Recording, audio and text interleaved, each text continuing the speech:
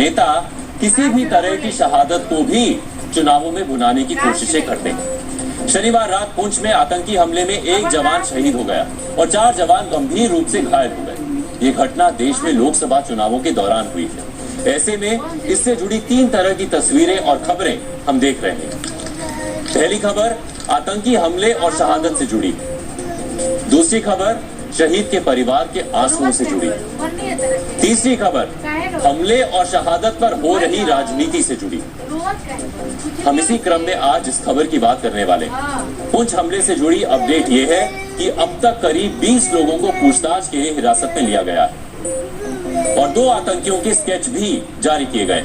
इन दोनों आतंकियों पर 20 लाख का इनाम भी घोषित किया गया है। ये दोनों स्केचेस आपको अपनी टीवी स्क्रीन पर भी नजर आ रहे हैं। आतंकियों की तलाश के लिए भारतीय सेना जंगलों में सर्च ऑपरेशन चला रही है। पुंछ हमले में शहीद हुए जवान विकी पहाड़े का अंतिम संस्कार आज मध्य प्रदेश के छिंदवाड़ा में हुआ। यहाँ उन्हें देश ने श्रद्धांजलि दी। जब भारतीय अपनी सेना के किसी जवान का अंतिम संस्कार होता देखते हैं तो उसकी कई तरह की भावनाएं जाग उठती हैं। दुख, दर्द और गुस्से का भाव सभी में एक जैसा होता है। सोचिए, सेना का जवान अपने देश के लिए अपनी जान तक दांव पर लगा देते हैं, लेकिन इसी देश के कुछ नेता उनकी शहादत पर सांत्वना प्रकट करने के बजाय चुनावी लाभ हानि का गणित लगाते हैं। देश के कुछ नेताओं ने पुंछ आतंकी घटना को बीजेपी की साजिश की तरह पेश किया। इसमें इंडी गठबंधन में शामिल पार्टियों के नेता हैं। कांग्रेस नेता चरणजीत सिंह चन्नी ने इस हमले को पूर्व नियोजित बताते हुए और बीजेपी को जिताने की साजिश कहा था। हालांकि बाद में उन्होंने अपने बयान पर सफाई भी दी। आरजेडी नेता तेज प्रताप यादव ने तो इस आतंकी घटना को प्रधानमंत्री से ही जोड़ दिया। जवान जो शहीद हो जाता है, अब फिर चुनाव आता है तो मोदी जी हड़बड़ा करवाते हैं लोगों को। केवल इन लोगों ने लड़वाने का काम किया, हिंदू मुसलमान कराने का। शहीद जो हुए ये सब किसके वजह से हुआ? मोदी जी के वजह से हुआ। तो पहले कहाँ कोई सही?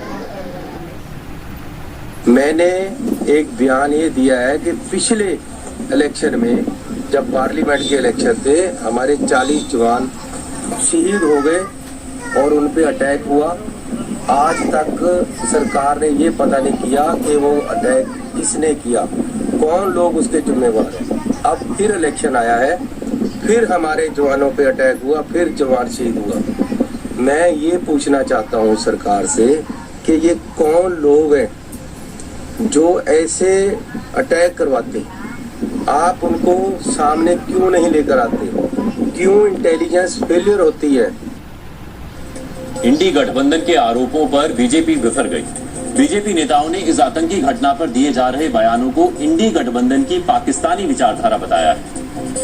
पंजाब के पूर्व मुख्यमंत्री चरणजीत सिंह चन्नी पुंछ में हुए हमले पे जिस प्रकार का शर्मनाक बयान देते हैं वो एक बार फिर पाकिस्तान की करतूतों पर पर्दा डालने का काम। शशि थरूर बांग्लादेश के अखबार डेली स्टार में आर्टिकल लिखते हैं, उसमें शब्द प्रयोग करते इंडियन एडमिनिस्टर्ड कश्मीर। कश्मीर नहीं, ये वो भाषा है जो पाकिस्तान प्रयोग करता है। इंडी गठबंधन के नेताओं पर पाकिस्तान की छाप है उनके बयानों पर। मोदी जी की सरकार है, आतंकवादियों के खिलाफ इस तरह से खड़ी रहती है, लेकिन क्या ये लोग आतंकवादियों के पक्ष में बोल रहे हैं? याद करिए क्या कहा था राहुल गांधी ने, उरी के बाद सबूत दीजिए, बालाकोट के पास सबूत दीजिए। क्या कहा था राहुल गांधी ने कि शहादत पर ये लोग राजनीति करते हैं। याद है ना आपको? वही बात तेजस्वी बोल रहे हैं। ये लोग आतंकवादियों के साथ समझौता करते हैं। चुनावी मौसम में राजनीति केवल पुंछ आतंकी हमले पर ही नहीं हो रही, पाकिस्तान पर भी हो रही। भारत के आम चुनावों में पाकिस्तानी नेता के बयान विवाद का विषय बन रहे हैं, लेकिन अब की बार एक भारतीय नेता का पाकिस्तान प्रेमी बयान विवाद का कारण बना है। एक इंटरव्यू में रक्षा मंत्री राजनाथ सिंह ने कहा था कि कश्मीर की खुशहाली देखने के बाद पीओके के लोग खुद ही भारत में शामिल होने की मांग करने लगेंगे। नेशनल कॉन्फ्रेंस के अध्यक्ष फारूक अब्दुल्ला को इस बयान से बहुत ठेस पहुंची।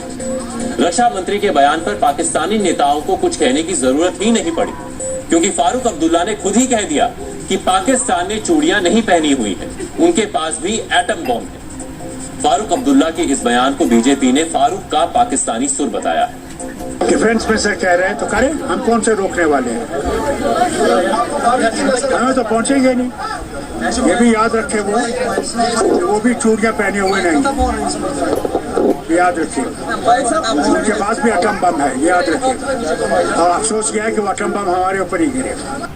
ऐसा लगता है कि सरहद के उस पार उधर बैठे हुए हैं पाकिस्तान के लोग और इधर बैठे इंडी गठबंधन के नेता, और दोनों एक दूसरे से ये कह रहे हैं कि मिले सुर मेरा तुम्हारा, तो मोदी लहर में कैसे मिले किनारा।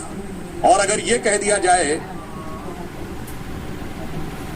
कि इंडी गठबंधन के नेताओं में पाकिस्तान के चंद सिरफिरे नेताओं की आत्मा प्रवेश कर गई है, तो अतिशयोक्ति न होगी। जिस तरह नेता अपने बोलने के अधिकार का इस्तेमाल करके आरोप प्रत्यारोप लगा देते हैं, उसी तरह पश्चिम बंगाल के गवर्नर अपने संवैधानिक अधिकार को ढाल बनाकर बेहद गंभीर आरोपों की जांच से खुद को बचाते दिख रहे हैं। गवर्नर सीवी आनंदा बोस ने एक लिखित बयान में कहा है कि कुछ मीडिया रिपोर्टर से पता चला है कि पुलिस घटनाक्रम के संबंध में जांच करना चाहती है और राजभवन के स्टाफ से पूछताछ करना पुलिस का उद्देश्य है। ये भी पता चला है कि पुलिस राजभवन की सीसीटीवी फुटेज भी प्राप्त करना चाहती है। अब यहाँ सवाल उठता है कि क्या पुलिस जांच कर सकती है और क्या राजभवन से सबूत जुटा सकती है, जबकि भारतीय संविधान के आर्टिकल 361 के पैरा 2 और 3 में राज्यपाल को आपराधिक जांच में छूट मिलती है। गवर्नर सीवी आनंदा बोस ने जो कहा है वो बिल्कुल सही है, क्योंकि किसी राज्य के राज्यपाल को पद पर रहते हुए आपराधिक जांच में छूट मिलती है और इसी की बात सीवी आनंदा बोस कर रहे हैं। यहाँ तक तो ठीक है, लेकिन रविवार को उन्होंने राजभवन स्टाफ के लिए भी निर्देश जारी किए थे, जिसमें कहा गया कि राजभवन स्टाफ के लोग उनके केस के संबंध में ऑनलाइन या ऑफलाइन बयान देने से बचें। राजभवन स्टाफ के लोग पुलिस से फोन पर या आमने सामने भी बात ना करें। पुलिस को स्टाफ के लोग किसी तरह का कोई बयान दर्ज ना कराएं, पुलिस को नजरअंदाज करें। राज्यपाल ने राजभवन कर्मचारियों को ये निर्देश तब दिए हैं जब शनिवार को डीसीपी इंदिरा मुखर्जी ने राजभवन के 6 स्टाफ के बयान दर्ज कराने को कहा था। इसके अलावा राजभवन की सीसीटीवी फुटेज भी मांगी थी। On that issue, I have said enough. Governor is an apolitical post. The Chief Minister has dragged me into politics, especially at a time when the elections are going. Mamata Banerjee, as a politician, Mamata's politics is dirty. Governor CV Ananda Bose पर लगे आरोपों को लेकर सोमवार को TMC छात्र परिषद ने गवर्नर के खिलाफ प्रदर्शन किया और गवर्नर को पद से हटाने की मांग की। प्रदर्शनकारियों का कहना था कि अगर गवर्नर ने अपने पद से इस्तीफा नहीं दिया तो आंदोलन तेज होगा। दरअसल इसी महीने 2 मई को राजभवन में कार्यरत